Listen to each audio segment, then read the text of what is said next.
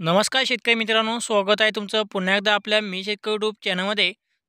शेतकरी मित्रांनो, जे आहे राज्यामध्ये सध्या पावसाचे वातावरण आपल्याला पाहायला मिळत आहे. रोज रात्रीच्या दरम्यान जे आहे राज्यामध्ये पावसाची जोरदार हजेरी या ठिकाणी पाहायला मिळत आहे. तर कारण की जे आहे बंगालच्या उपसागरामध्ये या ठिकाणी कमी दाबाचा पट्टा तयार झालेला आहे आणि याचा चक्रीवादळाचा परिणाम जे आहे या ठिकाणी चक्रीवादळ तुम्ही पाहू शकता की या ठिकाणी चक्रीवादळ या ठिकाणी तयार होत आहे आणि याचाच परिणाम जे आहे महाराष्ट्रावर या ठिकाणी आपल्याला पाहायला मिळत आहे. आणि शेतकरी मित्रांनो, जे आहे आज आहे 27 ऑक्टोबर. तर आज रात्रीच्या दरम्यान सुद्धा आपल्याला काही भागामध्ये चांगला जोरदार ते मुसळधार पाऊस या ठिकाणी पडणार आहे आणि काही भागामध्ये हवामान कोरडे राहील. जाणून घेऊया शेतकरी मित्रांनो आज रात्रीचा आणि उद्याचा 28 ऑक्टोबरचा संपूर्ण हवामान अंदाज. त्याआधी मित्रांनो, जे आहे चॅनल सबस्क्राईब करून व्हिडिओला लाईक नक्की करा. शेतकरी मित्रांनो, जे आहे राज्यामध्ये सध्या पाहायचं म्हणलं आज रात्रीच्या दरम्यान जो पाऊस पडणार आहे, हा पाऊस फक्त छत्रपती संभाजीनगर जिल्ह्यापासून आणि बीड जिल्ह्यापासून राहणार आहे. कारण की आज रात्री दरम्यान जो पाऊस राहणार आहे, तो पाऊस आपल्याला जळगाव जिल्हा, चाळीसगाव, मालेगाव, नंदुरबार, नाशिक, पालघर, मुंबई, पुणे, अहिल्यानगर जिल्हा, तसेच बीड जिल्हा, छत्रपती संभाजीनगर, अकलूज, सोलापूर, सातारा, सांगली, रत्नागिरी या परिसरामध्ये जे आपला आज रात्री दरम्यान जोरदार ते मुसळधार पाऊस या ठिकाणी पाहायला मिळेल. हा पाऊस आज मध्यरात्रीपर्यंत राहील आणि त्यानंतर हवामान कोरडे राहील. परंतु आज मध्यरात्रीपर्यंत काही भागामध्ये चांगला जोरदार ते मुसळधार पाऊस आपल्याला पाहायला मिळणार आहे. आणि जसं की आताच आपण सांगितलं की हा पाऊस फक्त बीड जिल्हा आणि छत्रपती संभाजीनगर जिल्ह्यापासूनच राहणार आहे तिकडं. आणि या भागामध्ये जसं की आपलं परभणी, हिंगोली, नांदेड जिल्हा, संपूर्ण विदर्भामध्ये हवामान जे आहे आज रात्री दरम्यान हवामान पूर्णपणे या ठिकाणी कोरडे राहणार आहे. हा होता शेतकरी मित्रांनो आज रात्रीचा हवामान अंदाज. तर आता जाणून घेऊया उद्याचा हवामान अंदाज. शेतकरी मित्रांनो, जे आता उद्या दिनांक आहे 28 ऑक्टोबर.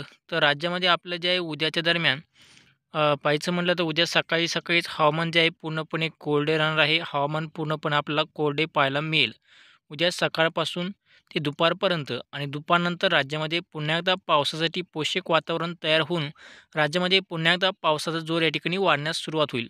तर उद्या दुपारपासून म्हणजे उद्या सायंकाळच्यापासून ते रात्रीच्या दरम्यान राज्यामध्ये पुन्हा एकदा पावसाची शक्यता आपल्याला पाहायला मिळेल. तर हा पाऊस उद्या सायंकाळपासून ते रात्रीच्या दरम्यान नेमकी कोणत्या भागामध्ये पडणार आहे याचा अंदाज या ठिकाणी पाहूया.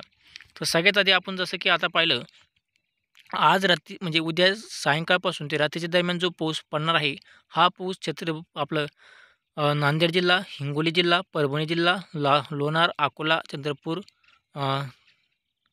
या भागामध्ये राहील.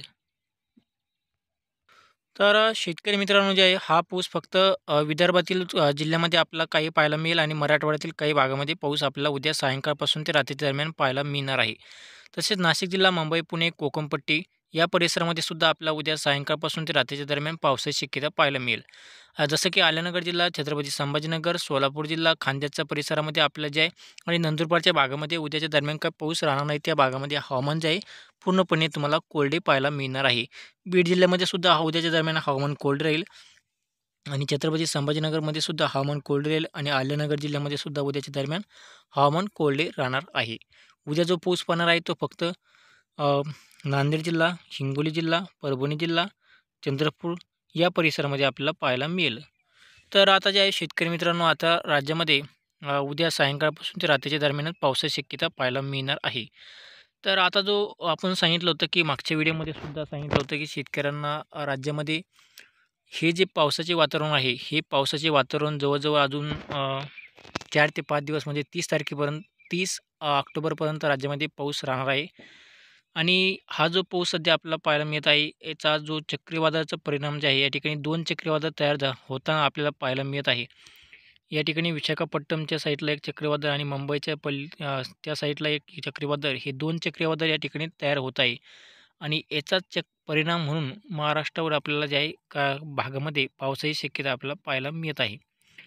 तर उद्यासुद्धा राज्यामध्ये चांगला पाऊस राहणार आहे. म्हणजे फक्त उद्याच्याला दरम्यान काही भागामध्येच पाऊस राहील. आजपेक्षा उद्या पावसाचा जोर हा कमीच राहणार आहे. त्यानंतर जे आहे 29 तारखेला राज्यामध्ये पुन्हा एकदा पावसाची शक्यता राहील रात्रीच्या दरम्यान. आणि 30 तारखेला सुद्धा राज्यामध्ये 30 ऑक्टोबरपर्यंत राज्यामध्ये पावसाची शक्यता पाहायला मिळेल. आणि 1 तारखेपासून म्हणजे 1 नोव्हेंबरपासून राज्यामध्ये हवामान जे आहे पूर्णपणे कोरडे राहणार आहे आणि त्यानंतर जे आहे थंडीला सुरुवात होईल.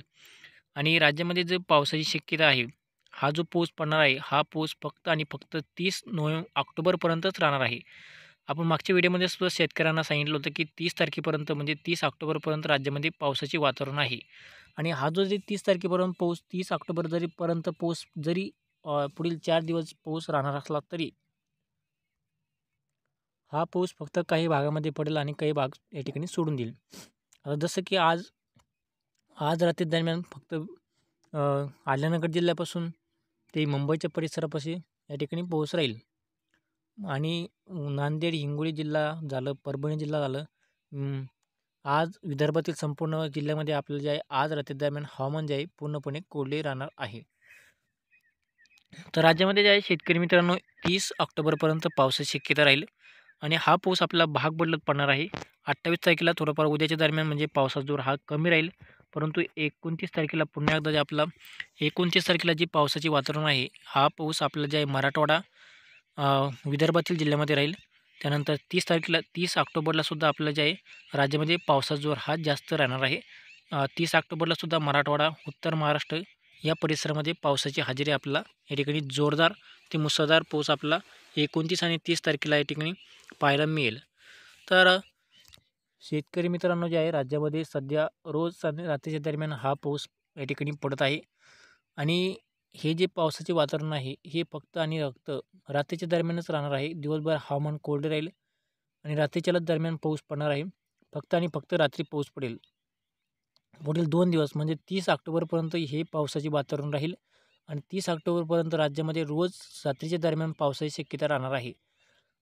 काही भागामध्ये गेल्या काही दिवसामध्ये खूप पाऊस झालेला आहे आणि आजसुद्धा जे आहे आपल्याला आजसुद्धा रात्रीच्या दरम्यान पाऊस या ठिकाणी चांगला होणार आहे. त्यामुळे नाशिकच्या परिसरामध्ये, छत्रपती संभाजीनगर जिल्हा, खान्देशच्या परिसरामध्ये आणि मुंबई, पुणे, आल्यानगर या भागामध्ये आज रात्री दरम्यान चांगला जोरदार ते मुसळधार पाऊस आपल्याला या ठिकाणी पाहायला मिळणार आहे. हा पाऊस आज मध्यरात्री 11 ते 12 वाजेपर्यंत राहील आणि त्यानंतर हवामान जे आहे पूर्णपणे कोरडे राहणार आहे. राज्यामध्ये आता जरी आपल्याला सध्या ढगाळ वातावरण पाहायला मिळत असेल तर आणि काही भागामध्ये सध्या पाऊस सध्या सुरू आहे आणि काही भागामध्ये आता फक्त ढगाळ वातावरण आहे. परंतु काही वेळानंतर आज रात्रीच्या दरम्यान चांगला जोरदार ते मुसळधार पाऊस आपल्याला जे आहे मध्य महाराष्ट्र, खान्देशच्या परिसरामध्ये आणि उत्तर महाराष्ट्राच्या परिसरामध्ये आपल्याला आज रात्री दरम्यान पाहायला मिळेल. विदर्भ आणि विदर्भालगतचं मराठवाड्याचा काही भागामध्ये आज रात्री दरम्यान हवामान कोरडे राहील. पश्चिम महाराष्ट्र, सोलापूर जिल्ह्यामध्ये सुद्धा आपल्याला जे आहे आज रात्री दरम्यान थोडाफार पावसाची शक्यता पाहायला मिळेल.